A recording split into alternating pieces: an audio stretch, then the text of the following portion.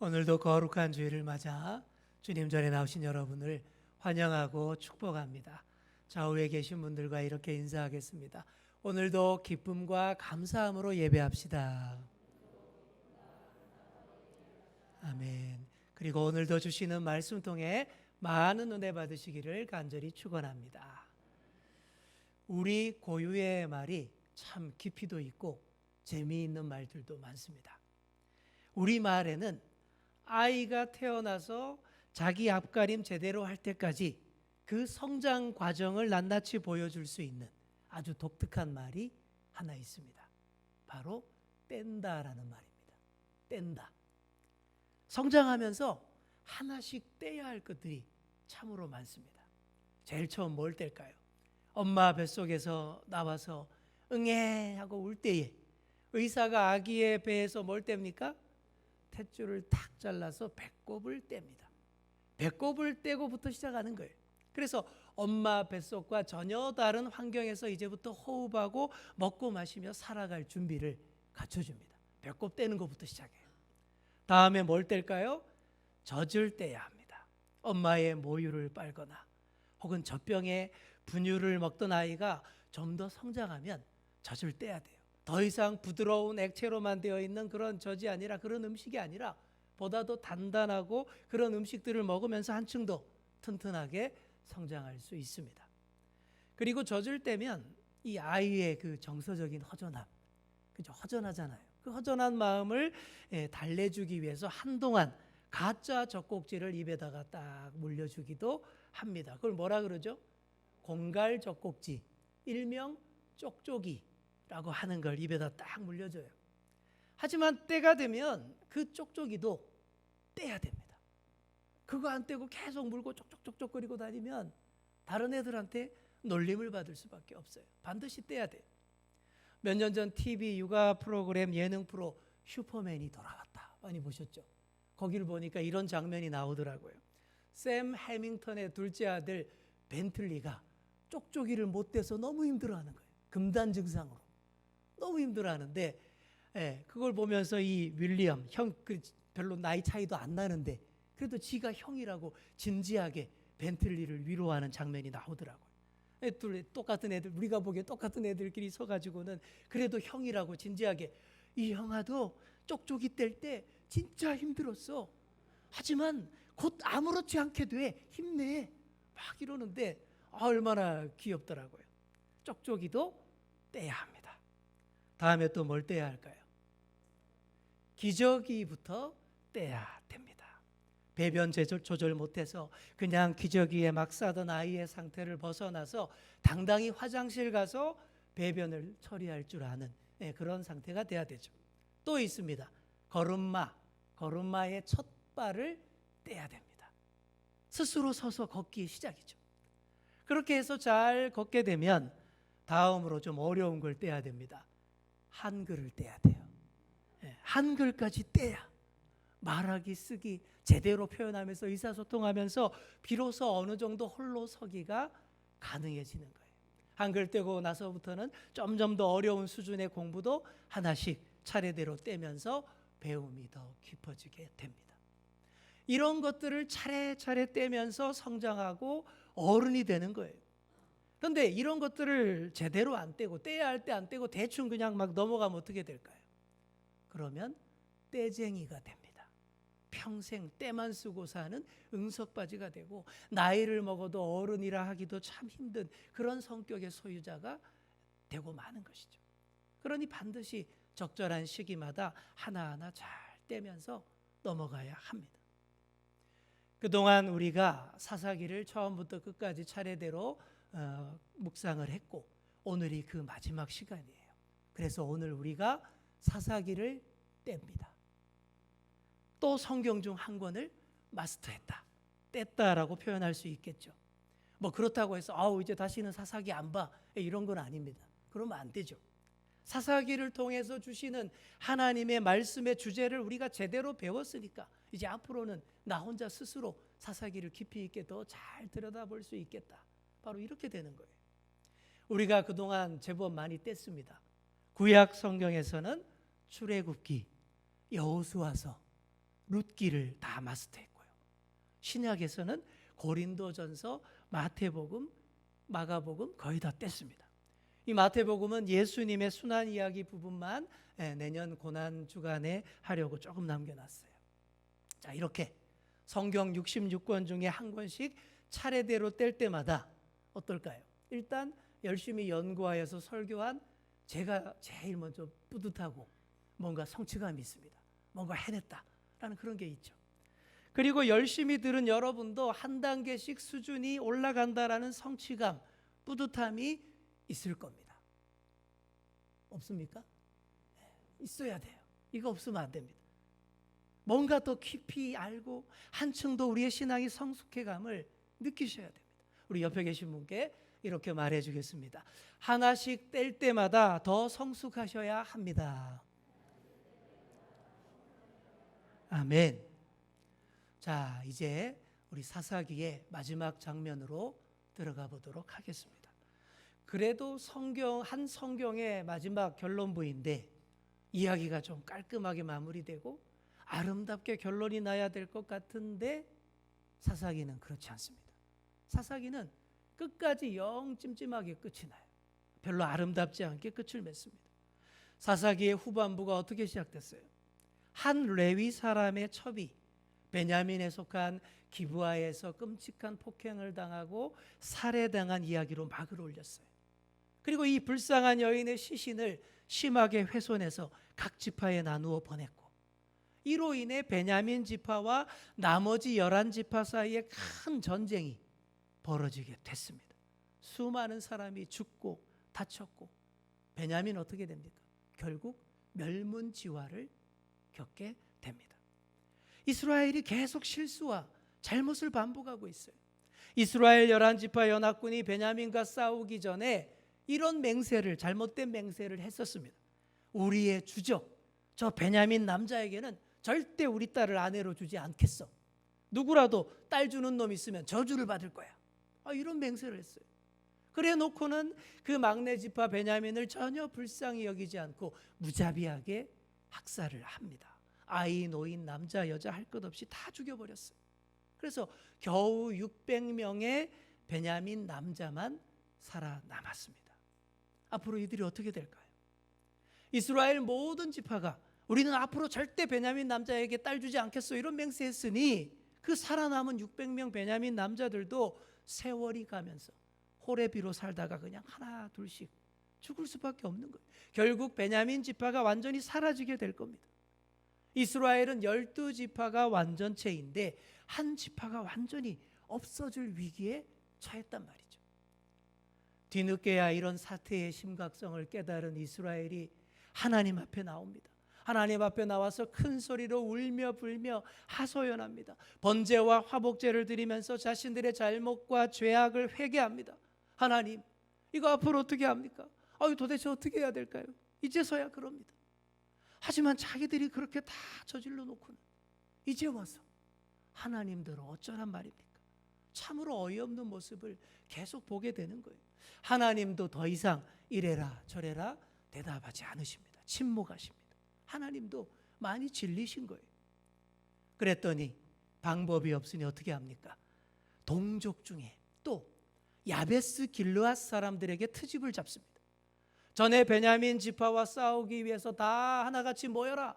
안 나오면 안 된다 그랬을 때에 다 모였어요. 그런데 길르앗 야베스 동네 사람들만 안 나왔다라는 거예요. 그 총회에 안 나온 자는 다 죽이겠다라고 또 맹세를 했었거든요. 실수와 잘못의 연속이고 잘못된 맹세의 연속입니다. 하나님께 진실되게 기도하지 않고 자기 감정대로 다 하니까 이렇게 되는 거예요. 그러니 우리가 좀 제발 좀 이렇게 진정해야 돼요. 열정으로 위장된 잘못된 흥분 좀 가라앉히고 열도 좀 식히고 차분하게 생각하고 기도하고 결정하셔야 합니다. 그래야 이런 잘못된 맹세, 잘못된 결정하지 않습니다. 근데 이스라엘은 그러지를 못하고 또 잘못된 맹세를 쫓아 달려갔습니다. 맹세대로 이스라엘이 길르앗 야베스로 쳐들어가서 그곳을 초토화시켜버려요.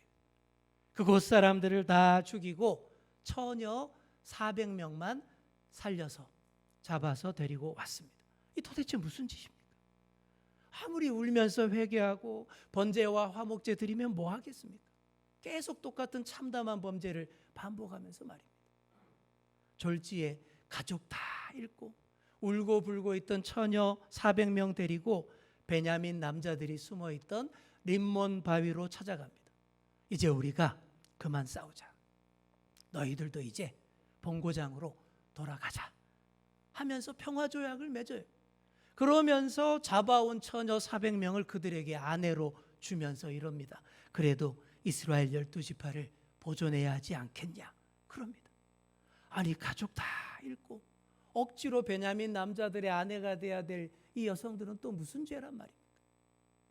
그래도 아직 베냐민 남자 200명의 짝이 부족했어요. 고민하더니 또 아주 기가 막힌 방법을 생각해냅니다. 뭐 생각이 기발해서 기가 막히다는 게 아니라 하도 어이가 없어서 기가 막히다라고 표현하는 거예요. 근처 실로에서 매년 여호와의 명절이 있고 그때 많은 사람들이 모입니다. 아마도 이게 장막절, 초막절 절기 행사인 것으로 보이죠. 그 절기에 아가씨들이 나와서 춤을 추는 행사가 있는데 그때를 노리면 되겠다라는 것이죠. 그래서 베냐민 자손들에게 이렇게 알려줍니다. 너희가 실로의 포도원에 숨어 있다가 처녀들이 춤추러 나오면 각자 요령껏 하나씩 잡아서 아내로 삼으라. 그렇게 강제로 납치해서 데려가면 그들 부모들이 너희에게 자의로 딸을 준 것도 아니고 그러니 베냐민 남자에게 딸 주지 않겠다라는 맹세를 위반한 것도 아니고 모든 게 잘 될 것이다. 뭐 그런 거예요. 이게 모든 게 잘 될 일입니까? 정말 그렇게 다 합니다. 베냐민 남자 200명이 실로의 포도원에 가서 다 숨었어요. 그 포도원 얼핏 보면 그 포도밭 농사가 아주 풍년으로 잘 돼서 포도알들이 꽉꽉 들어찬 것처럼 착각할지 모르지만 속내를 들여다보면 음흉한 남자들 풍년인 거예요. 포도밭에 빼곡히 숨어 있다가 춤추러 나온 처녀 200명을 납치합니다. 그 처녀 200명은 또 무슨 죄입니까? 여호와의 절기에 하나님을 경배하기 위해 온 처녀들이에요. 감사의 계절에 하나님께 감사드리고 몸으로 찬양 올려드리기 위해서 나온 소위 몸 찬양팀입니다. 요즘 말로 하면 신앙 좋은 여청년 200명이 찬양 집회 갔다가 다 보쌈당했다라는 그런 얘기가 되는 거예요. 세상에 이런 집단 보쌈이 또 어디 있습니까? 우리 예전 풍속에 보쌈에 와서 결혼하는 그런 사례들이 있다고 했지만 그건 몰래 한 명씩 그렇게 했지 이렇게 대량으로 200명씩 때로 보쌈하는 일은 없었어요. 이를 아무도 제재하지 않았고 오히려 권장했기 때문에 200명의 처녀가 납치당했고 그렇게 해서 베냐민 남자 600명이 다 짝을 맞추어서 자기네 동네로 돌아갔고 베냐민 지파를 처음부터 다시 재건하게 되었다라는 그런 얘기입니다. 옛날부터 전쟁이나 내전이 벌어지면 남자들도 많이 죽지만 특히 우리 여성들의 처지도 더 많이 불쌍해지는 것이 일반적이었습니다. 하지만 이스라엘은 훨씬 더 어처구니가 없고 답답하기만 해요. 안 그럴 수 있는데 굳이 그렇게 가고 있는 것입니다. 이 일이 처음에 시작된 것도 어떻게 시작됐어요? 한 레위 사람의 한 여성의 비참한 죽음에서 시작된 거예요. 한 여성의 비참한 죽음이 수많은 사람의 죽음으로 이어졌고 또 수많은 여성들의 인권 유린으로 번지게 된 것입니다. 그래서 베냐민 여자들 싹 다 죽고 길르앗 야베스의 남편 있는 여자들 싹 다 죽고 실로에 왔던 여성들 대량으로 납치당했습니다. 그렇게 처녀 납치를 독려하는 것으로 사사기가 끝이 납니다. 그래 놓고는 아우 이제 다 됐다. 이제 완전히 처리 다 했다. 이제 베냐민 지파도 안 없어지고 살렸다. 그러면서 각자 자기 집으로 돌아갔다라는 거예요. 이렇게 끝이 나요. 그럼 도대체 이게 뭡니까? 처음에 사사기 강해를 시작할 때 다람쥐 쳇바퀴 도는 사사시대라고 계속 강조를 했었습니다. 좋은 순환이면 좋겠는데 악순환이죠.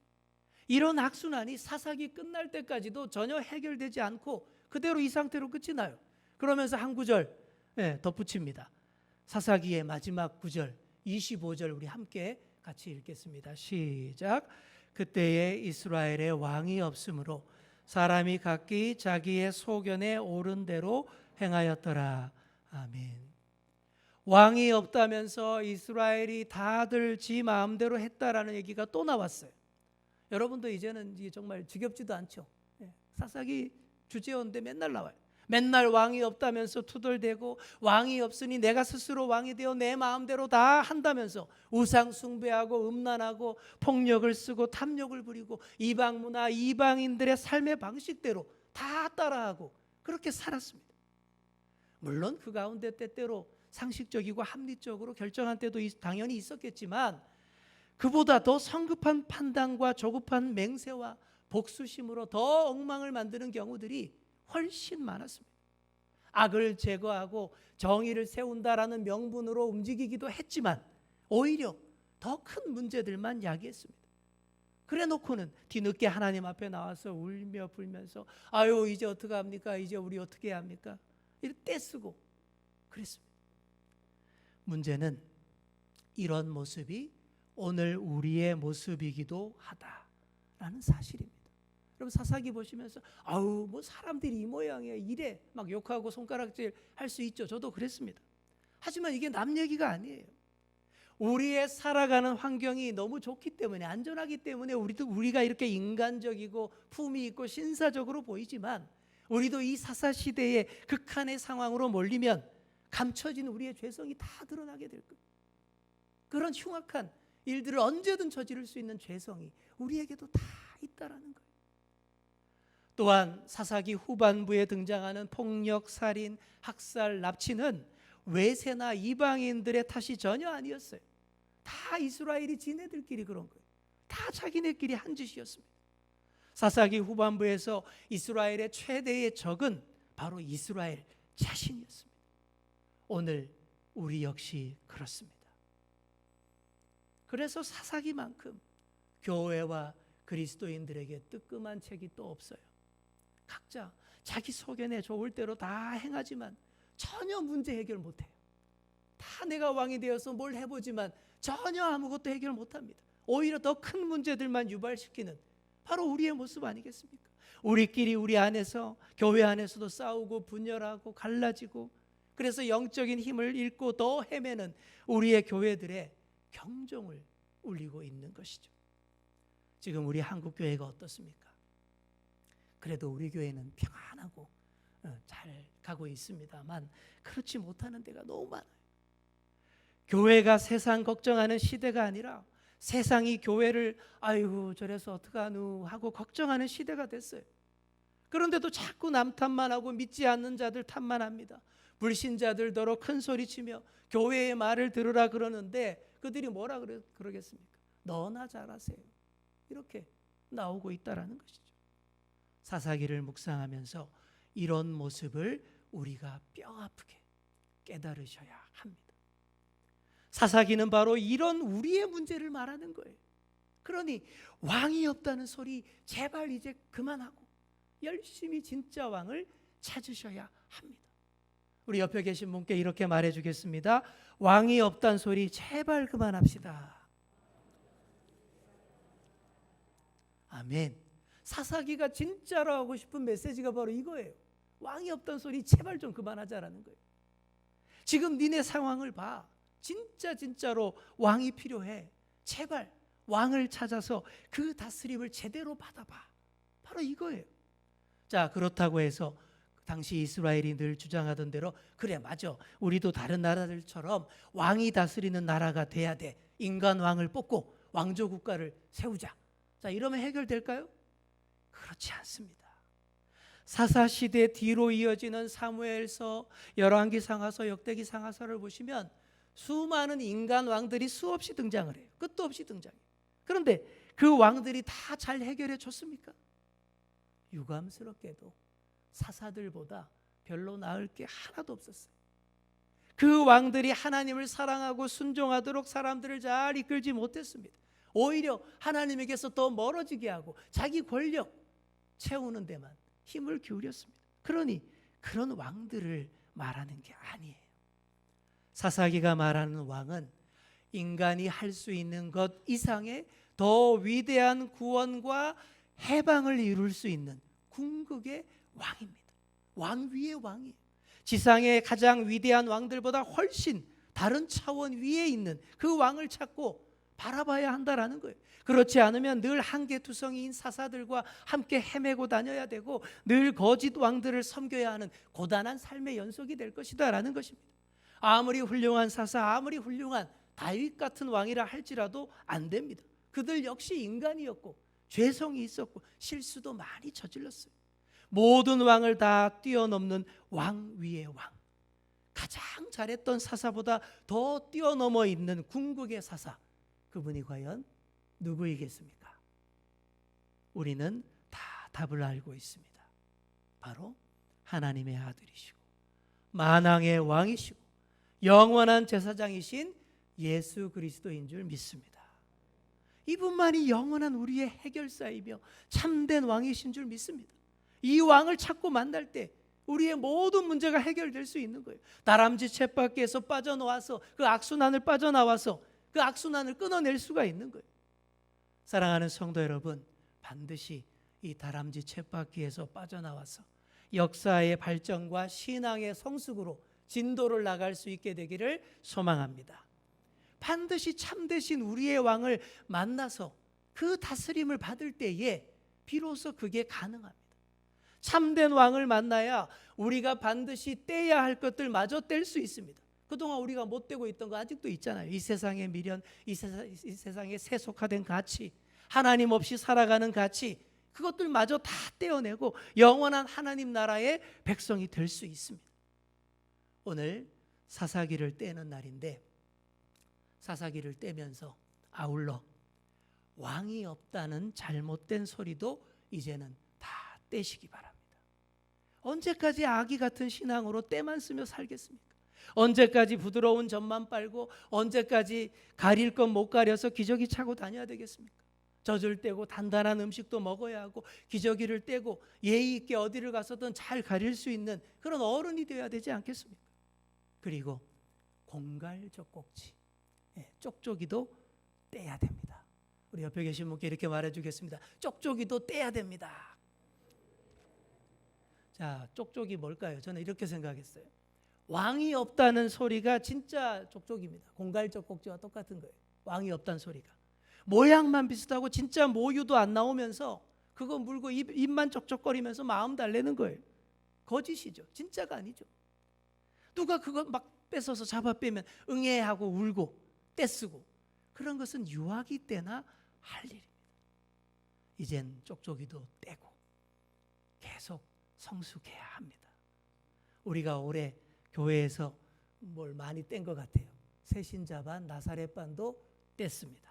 오늘 사사기도 뗍니다. 조금 있으면 12월 되면 우리 갈릴리반도 뗄 겁니다. 하나씩 뗀 만큼 한결 성숙한 신앙인으로 주님 앞에 자신 있게 설 수 있어야 돼요. 우리 마지막으로 한 번 더 옆에 계신 분께 이렇게 말해주겠습니다. 하나씩 뗀 만큼 성숙합시다. 아멘. 사랑하는 성도 여러분, 왕이 없다며 자기 소견에 좋을 대로 다 행하며 살 때에 정말 희망이 없다는 것 반드시 기억하시기 바랍니다. 반드시 우리의 영원한 왕을 만나서 그분만을 따르며 살 때에 진정한 소망이 있고 진정 사사기를 다 뗀 성도의 삶이 될 수 있습니다. 우리가 이렇게 예배당에 나와서 예배하고 주님 말씀 듣는 것도 우리의 왕이 여기 계심을 우리가 확실히 믿고 그분 말씀을 듣고 내 소견대로 다 행하지 않게 하려고 그래서 나온 것 아닙니까? 이 사실도 여러분 꼭 기억하시기 바랍니다. 그렇게 참된 왕의 다스림을 받으며 살아가시는 저와 여러분 다 되시기를 간절히 축원합니다. 기도하겠습니다. 주님 감사드립니다. 오늘 예배를 통해 주신 말씀 가슴에 깊이 새기며 말씀대로 살기를 다짐합니다. 주님, 왕이 없다며 제각기 마음대로 하는 이 세상입니다. 이 세상 가운데서 오직 우리는 참되신 예수 그리스도만을 유일한 왕으로 모시며 왕의 다스림을 잘 받게 하여 주옵소서. 우리의 왕과 함께 마땅히 떼어야 할 것들 하나씩 잘 떼어가게 하시고 한 단계 한 단계 더 성숙한 신앙인 다 되게 하여 주옵소서. 감사드리며 예수님의 이름으로 기도드립니다. 아멘.